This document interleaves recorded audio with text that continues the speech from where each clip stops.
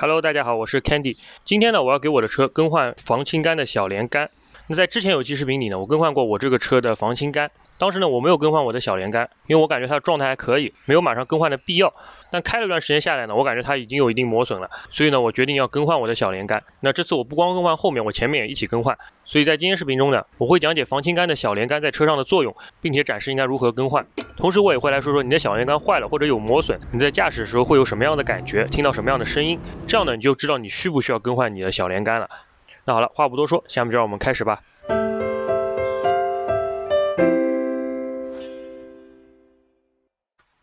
我这次买的呢是原厂规格的防倾杆小连杆，因为我的车悬挂高度各方面都是原厂的，所以我没有必要去改变它的长度。但是这边买的，不管是前面还是后面，这个配件都不是原厂出品的，都是一个副厂品牌的。那这个东西在车上没有那么重要，说白了，这两个东西断了，你的车也是不影响驾驶的，最多影响你的车的一点操控性。很多人车上这个东西磨损都快掉出来了，你都没有感觉的，所以我就没有太讲究的，一定要去买原厂的。副厂配件这种东西的品牌也非常多，竞争也很激烈，所以质量也不差，价格也挺便宜的。那我们先来听一下，如果你的防倾杆小连杆有磨损，那开车的时候听上去是什么样子的？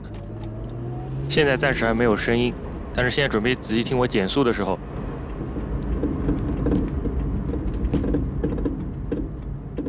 是不是可以听到抖动的锤击声？那这很明显就是防倾杆小连杆的球头有磨损了，中间产生间隙了。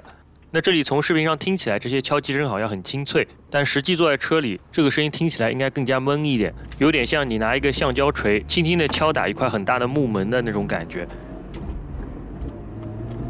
那我转过来加速的时候就没有声音了，而且这一块地面也比较平。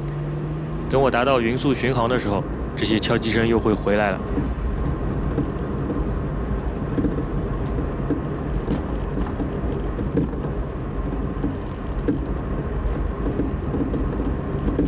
另外就是注意，防倾杆小连杆损坏了以后，只有在走直线且路面有细小的不平整的时候才会发出声音，特别大的颠簸可能反而没有声音了，或者转弯的时候，因为防倾杆本身就被压紧了，所以也不会有声音。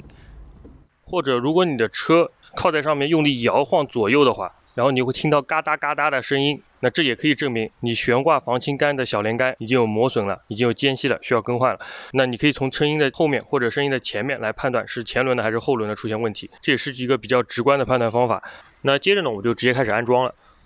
要更换防倾杆的小连杆呢，首先要把车升起来，并安全的落到铁架子上，然后我们要卸掉轮子，这样我们才能够到。那每辆车的防倾杆位置都可能不一样，像我这辆车呢，防倾杆就是这一条，然后上面的小连杆很显然就是这一根。那防倾杆呢本身就像一个巨大的弹簧，把左右轮连起来，它本来就是有弹性的，所以它也不太容易坏。但是它连到小连杆上呢，这些球头都非常小，所以呢，这小连杆的磨损是非常常见的。再加上如果你的防倾杆特别粗、特别硬的话，你这些小连杆一般开个2-3年就会有很明显的磨损，你就得换了。所以它换起来呢，相对还是比较简单的。那好，我们现在就把这根小连杆要拆下来。那就像我说的，每辆车设计是不一样的。那像这辆车呢，这一头是连在防倾杆上的，另外一头呢是连在上面的避震筒上的。很多车呢，另外一头可能还是连在你的悬挂控制臂上，什么也很常见。不过我们拆起来都是一样的。那我就先来拆下面这个头。那我这辆车呢，这边是16毫米的螺帽，那我用16毫米的套筒给它卸一下。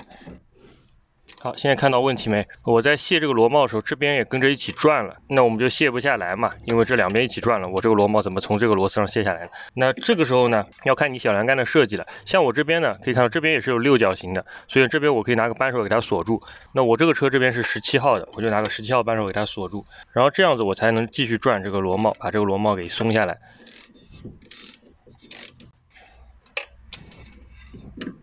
那这样子就松下来了这一头。那上面这一头呢，我这个车也是完全一样的设计，所以我用完全一样的方法就可以给它卸掉，然后给它拿下来。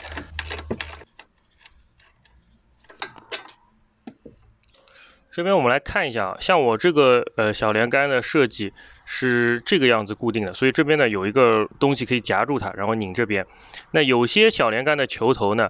它是靠里面用个 Allen key 锁住的，就是说这边是没有东西的，它是靠中间还有个东西锁住它，不让它转。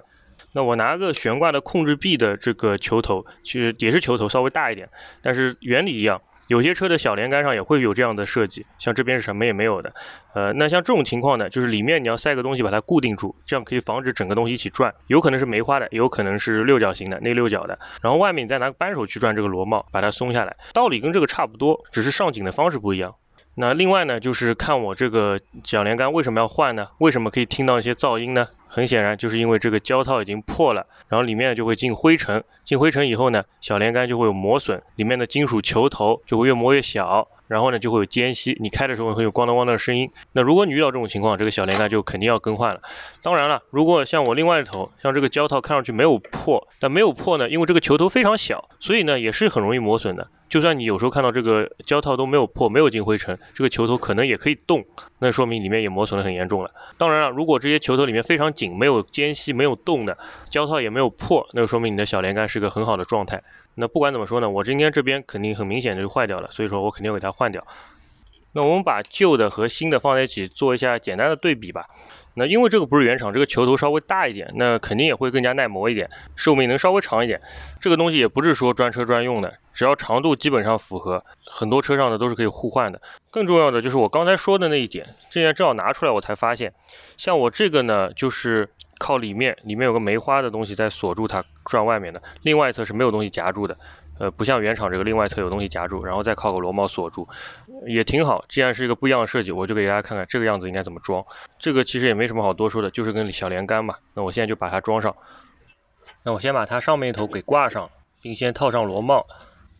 下面这头很显然也是一样，给它套上，然后给它挂上螺帽。那这边上下都一样啊，所以说呢，我就拿这个作为演示。那像这种形状的球头，那我们就在这边操作就行了，反面也没法夹嘛。我们先用扳手给它套上，然后呢，中间这个用这个，我这个正好是梅花形，我用个梅花形的螺丝刀给它锁住。有些也是内六角的，那就用六角的锁，都一样。然后呢，由于它是可以转的，所以我们转中间也是可以给它收紧的。但是注意，由于转中间呢是反着转的，所以呢我们要往平时逆时针的方向转，也就是拧松的方向转，才能把它收紧。如果我们把着中间转外面的话呢，我们就正常按照顺时针的方向转就行了。那像这样呢，这边就拧紧了。整个防倾杆呢，它是一个弹簧的性质的东西，而且就是上面下面都是有球头活动的，所以我们现在拧紧是没有关系的，不用像别的控制臂什么的，一定要落到地上才能拧，这个没有关系。另外呢，就是这边正好阐述一下，假设你的车要降低悬挂，理论上来说呢，防倾杆的小连杆你要买稍微短一截的，你要降低1寸的话，你就要买短1寸的，这样呢，它整个防倾杆才能像原厂一样的角度进行运行，要不然它角度不一样的话，它弹性可能会变化，这都很微小的区别。但是你要让它做到最好呢，你尽量把整个防倾杆的角度处于一个原厂的高度会比较好一点。那接着下面这个也是一样，那这边可以看到整个防倾杆是有弹性的嘛，所以说它是非常软的，而且它上下是可以自由转动的，所以你在不在地上拧其实影响不大。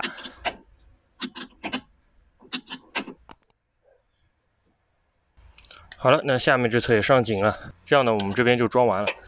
那同理，车子的另外一侧也是完全对称的，所以说我就不多说了，也是像这样子换。那我这边只要把两侧都换完了以后呢，我就可以去后面了。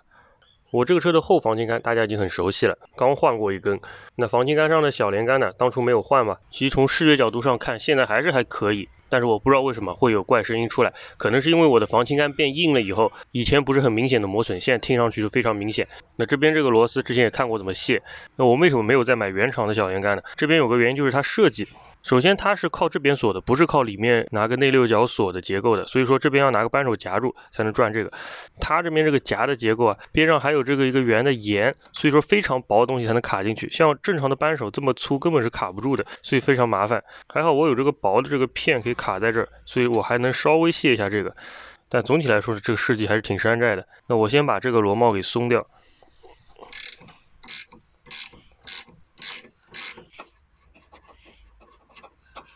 现在小连杆就可以拿出来了。那有的时候呢，你不是那么容易拿出来的，因为悬挂的左右是较着劲的，所以呢，你可以稍微掰一下这个防倾杆，因为它是有一定弹性的。那像我换过这种改装的防倾杆，它特别硬嘛，有时候你掰不动，你可以用千斤顶稍微上下把悬挂调整一下高度，然后呢，它就可以拿出来。另外呢，就是拆的时候左右可以一起拆，两边都拆下来以后呢，悬挂两侧是单独移动的，就不会受防倾杆这边较着劲。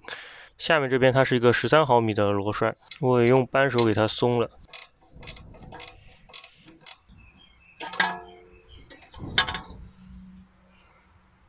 对比一下新旧的吧。新的这个和原厂的设计是非常类似的，下面是胶套，上面是球头，也都是铝合金的。下面这头尤其是完全一样的，几乎是，而上面这头呢，新的这个球头明显比原厂的这个要大，那一般就代表着它会更加耐用，从厚度上也能看出来。新的球头里面会大一点，另外呢，就是我说的，它这边呢就变成一个完全平的，不像原厂这边这个地方有个边嘛，你扳手是伸不进去的，像这边这个两边就完全是平的，那拿个扳手夹住它就非常方便，以后拆装都非常方便，其他就没有什么太大的区别了。那我们现在可以把新的给装上，先把下面这头给套上，然后再把上面这头给套上。把螺帽重新拧回去上紧，那这样后面的小连杆也换完了。那左右呢都是对称的，所以另外一边换法也是跟这边一样的，很方便，几分钟就搞定了。那现在就可以把轮子装回去，把车降下来，这边就完工了。那好了，随着前后的小连杆我也换完了以后，现在我整个车的悬挂全部换干净了。那这些拆下来旧的配件呢，很显然很多还是比较好的状态的，我会放在那边当备用的零件。那有些像避震什么的已经不太好用了，我就直接丢掉了，不用占空间。那换完防倾杆的小连杆以后呢，你再去推这个车，前后应该是完全没有声音的，因为现在是非常紧的。当然，如果你没拆过别的东西，只换了防倾杆的小连杆，这个东西呢不是悬挂轨迹的一部分，所以呢你没有必要去做4轮定位，这和悬挂上别的东西都不一样。现在就可以直接试车了。在测试的时候呢，尤其注意听，在直线且路面有细小颠簸的时候，还有没有像视频开头那样的敲击声。如果都没有声音呢，就说明全部装好了。如果还有声音呢，记得回去检查一下，是不是有哪颗螺丝没有上紧造成的。好了，如果你觉得今天视频有帮助的话，记得在下面帮我点赞支持一下。更多这辆车的改造翻新内容，也会在之后的视频里一步步给大家展示。如果你对这些内容感兴趣的话，也不要忘记点击下方订阅我的 YouTube 频道，这样就不会错过我的更新了。好了，本期视频就到这边，谢谢关注，我们下期再见。